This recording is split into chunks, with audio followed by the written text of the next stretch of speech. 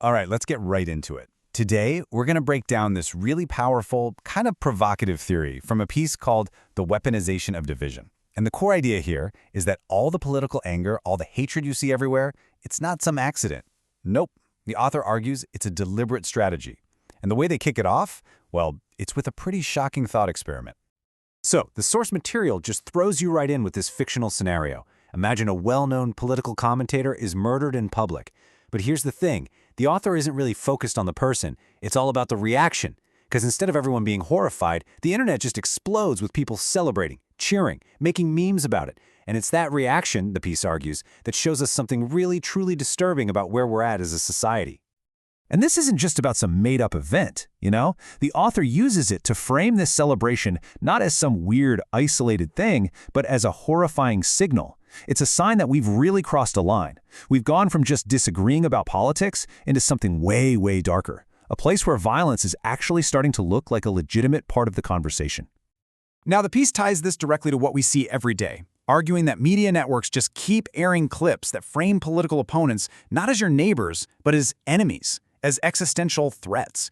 And these sound bites, when you hear them over and over again, they start to plant a seed that maybe, just maybe, a punch or even a bullet is a justifiable way to do politics. This brings us to a really core principle laid out in the source material. The author calls it a concrete law of history, and the idea is actually pretty simple, but it's powerful. The second your ideology needs violence to make its point, it's already failed. It's intellectually bankrupt. Turning to force isn't a show of strength, it's basically a confession that your ideas can't win on their own. So all of this builds to the author's central argument, that all this anger, all this violence, it's just a symptom of a much bigger deception. The main thesis is that this entire left versus right battle that we're all so consumed by, it's a trick. It's a deliberately crafted distraction, like a magician's trick, to keep our eyes off of what's really happening behind the curtain. And this is how they do it. This is the magician's trick in action. The piece claims the media basically works like a funhouse mirror, right? They don't show you your actual neighbor, the mom working 3 jobs who just happens to vote differently. No way. Instead, they blast your screen 24/7 with the absolute fringe, the screaming protester with purple hair, the red-faced conspiracy guy. They show you the loudest, most cartoonish extremists they can find. And the goal is simple, to make you hate a caricature, not a real person. And this isn't random, it's a textbook tactic. The source material says this strategy is pulled straight out of military psychological operations manuals, PSYOPs. And the formula is clear. You isolate a target audience, you pump them full of outrage, and you create this intense, tribal us versus them identity. Once you're locked into that mindset, you'll believe pretty much any lie about the other side. So that leads to the million-dollar question the author poses. If this division is being engineered, then who's the engineer? I mean, who actually profits from having a population that's constantly at war with itself? Because it certainly isn't regular people like you and me. The answer, according to this piece, is what the author calls a covert elite. Now, we're not talking about cartoon villains here, but real-world megadonors, massive media conglomerates, and career politicians. And the key point is this: they allegedly profit from the chaos. They fund both sides, they control the narratives, and they stay in power no matter which party actually wins an election. Okay, so if this is all a deliberate strategy, how exactly does it work? I mean, how do you take a normal person, your neighbor, your coworker, and turn them into someone who's online cheering for violence? Well, the source lays out a very specific formula, a playbook for radicalization. And here it is, the 3-step formula. First up, isolation. You're told not just to disagree with the other side, but to literally cut them out of your life. Step 2, you retreat into echo chambers, where social media algorithms just feed you an endless diet of stuff that already makes you angry. And then, step 3, you adopt the tribal script.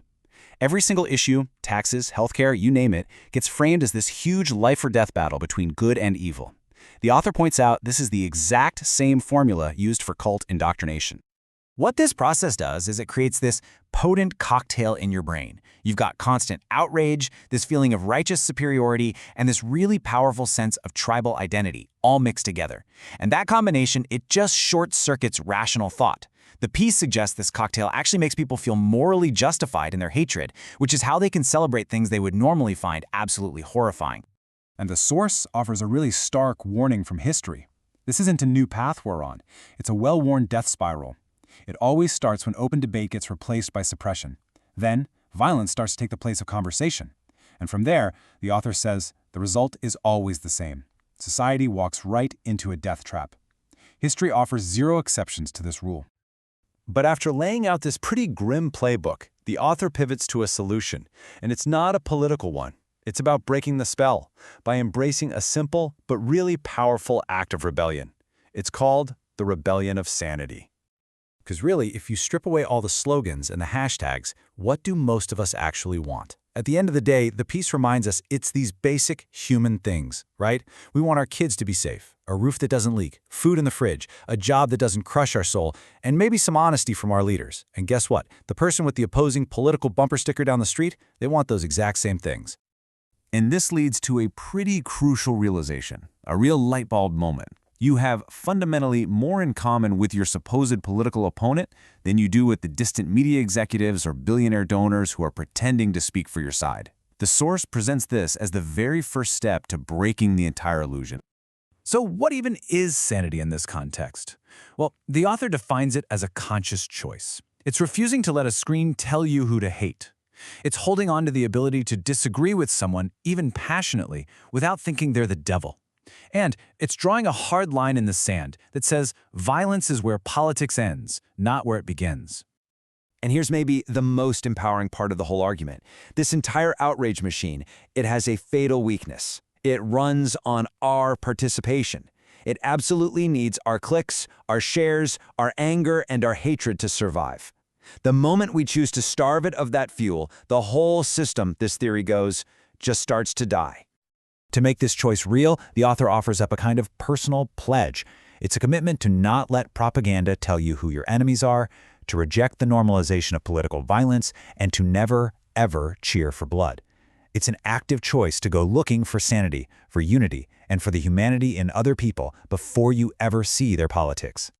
And this all points to the author's ultimate message of hope. The division that we see amplified everywhere online, it's a lie. The same people aren't some tiny minority. They are the vast, silent majority. The anger is loud, for sure, but the common ground we all share is massive. The source material ends with this timeless quote from Martin Luther King Jr., just a reminder that violence is a spiral that only ever creates more hate. The real answer to the weaponization of division isn't more division. It's choosing to reject the programming. And according to this theory, that choice doesn't start in a voting booth or at a protest. It starts with us. The only question left is, will we make it?